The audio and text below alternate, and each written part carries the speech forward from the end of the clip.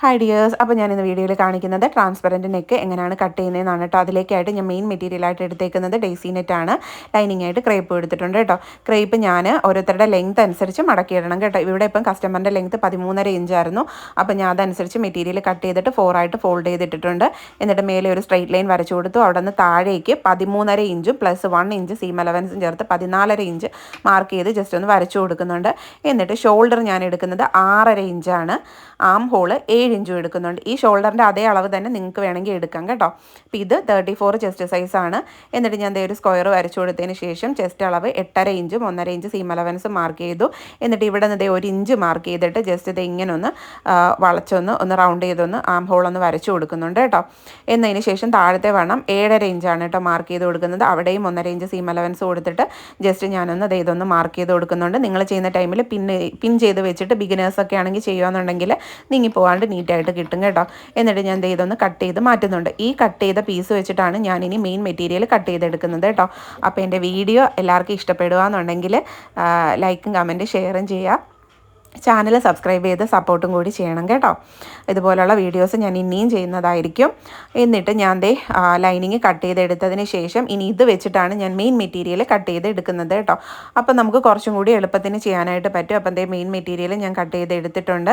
ഇനി ഞാൻ ചെയ്യാൻ പോകുന്നതെന്ന് വെച്ചാൽ നമ്മുടെ ഫ്രണ്ട് പോർഷനിൽ ലൈനിങ് മെറ്റീരിയലിൽ നെക്ക് അടിച്ചെടുക്കാൻ വേണ്ടിയിട്ട് ഒരു ക്യാൻവാസ് ഞാനിതേ 2ആയിട്ട് ഫോൾഡ് ചെയ്തിട്ടിട്ട് ഞാൻ അതിൽ നെക്കിൻ്റെ വിഡ്ത്ത് 4 ഇഞ്ച് മാർക്ക് ചെയ്ത് കൊടുക്കുന്നുണ്ട്. 4 ഇഞ്ച് നെക്ക് വിഡ്ത്ത്, അതായത് കഴുത്തകലം 4 ഇഞ്ചും കഴുത്തിറക്കം നെക്ക് ലെങ്ത്ത് ഞാനൊരു 5 ഇഞ്ചും മാർക്ക് ചെയ്ത് കൊടുക്കുന്നുണ്ട് കേട്ടോ. എന്നിട്ട് ഇതൊന്ന് സ്ക്വയറായിട്ട് വരച്ചതിന് ശേഷം പിന്നെ ഞാൻ ആ സൈഡിൽ നിന്ന് ഒരു 1 ഇഞ്ച് ജസ്റ്റ് ഒന്ന് മാർക്ക് ചെയ്ത് കാണിക്കുകയാണ് കേട്ടോ. ഇങ്ങനെ ഒന്ന് മാർക്ക് ചെയ്ത് താഴോട്ട് വന്നിട്ട് ഞാനിപ്പോൾ അത് ജസ്റ്റ് ഒരു തവണ ഒന്ന് മാർക്ക് ചെയ്യുന്നുള്ളൂ. എന്നിട്ട് ഇതേപോലെ ഒന്ന് വരച്ചെടുത്തിട്ട് ഇതൊന്ന് കട്ട് ചെയ്ത് മാറ്റണം കേട്ടോ.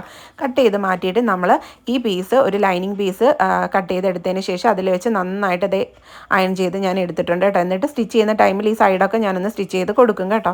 എന്നതിന് ശേഷം ഞാൻ മെയിൻ മെറ്റീരിയലിൽ അതായത് ഫ്രണ്ട് പോർഷനിലെ ലൈനിങ് മെറ്റീരിയലിൽ ഇതൊന്ന് വെച്ചിട്ട് നമ്മൾ മറിച്ചെടുക്കുകയാണ് കേട്ടോ ചെയ്യുന്നത്. അത് സ്റ്റിച്ചിങ് വീഡിയോയിൽ ഞാൻ കാണിച്ചു തരാം കേട്ടോ.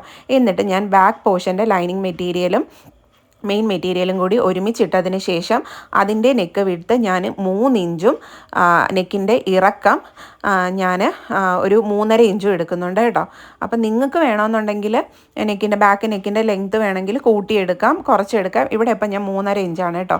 അപ്പം കഴുത്തകലം എത്രയാണ്? 3 ഇഞ്ചും കഴുത്തിറക്കം ഞാൻ 3.5 ഇഞ്ചുമാണ് കേട്ടോ മാർക്ക് ചെയ്ത് കൊടുക്കുന്നത്. ബാക്ക് പോർഷനിലാണ് ലൈനിങ്ങിൻ്റെയും മെയിൻ മെറ്റീരിയലിൻ്റെയും. എന്നിട്ട് ഞാൻ ഇതേപോലെ ഒന്ന് മാർക്ക് ചെയ്ത് കൊടുത്തതിന് ശേഷം അവിടെ ഒരു സ്ക്വയർ വരച്ചിട്ട് ഞാൻ ജസ്റ്റ് ഒന്ന് റൗണ്ടായിട്ട് വരച്ചിട്ട് ഇതൊന്ന് കട്ട് ചെയ്ത് മാറ്റുവാണ് കേട്ടോ. ഇതിന് ശേഷം ഞാൻ ചെയ്യാൻ പോകുന്നതെന്ന് വെച്ചാൽ നമ്മുടെ ഫ്രണ്ട് പോർഷൻ്റെ മെയിൻ മെറ്റീരിയൽ നമ്മൾ നെക്ക് കട്ട് ചെയ്തിട്ടില്ലായിരുന്നു. അതിലും ഞാൻ നെക്ക് വിഡ്ത്ത് ഈ ബാക്കിൽ അതേ സെയിം 3 ഇഞ്ചാണ് കേട്ടോ എടുക്കുന്നത്.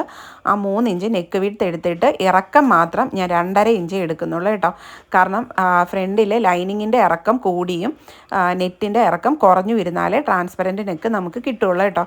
അപ്പോൾ ഒരു 3 ഇഞ്ച് നെക്ക് വിഡ്ത്തും നെക്കിൻ്റെ ഇറക്കം ഒരു 2.5 ഇഞ്ച് മാർക്ക് ചെയ്ത് റൗണ്ട് ചെയ്തിട്ട് ഞാനിത് കട്ട് ചെയ്ത് മാറ്റുവാണ് കേട്ടോ.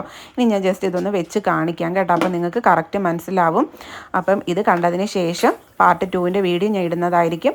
അപ്പം അതും കൂടെ കണ്ടു കഴിയുമ്പോൾ നിങ്ങൾക്ക് ഈസി ആയിട്ട് ട്രാൻസ്പെറൻറ്റ് നെക്ക് നല്ല നീറ്റായിട്ട് സ്റ്റിച്ച് ചെയ്തെടുക്കാനായിട്ട് പറ്റും കേട്ടോ. അപ്പം ഞാൻ സ്റ്റിച്ചിങ് വീഡിയോ പാർട്ട് 2 ആയിട്ട് അപ്ലോഡ് ചെയ്യുന്നതായിരിക്കും. അപ്പോൾ അതും എല്ലാവരും കണ്ട് സപ്പോർട്ട് ചെയ്യാം കേട്ടോ. അപ്പോൾ എല്ലാവരും എൻ്റെ ചാനൽ സബ്സ്ക്രൈബ് ചെയ്യാൻ മറക്കല്ലേ. അത്രയേ ഉള്ളൂ. Tata bye bye.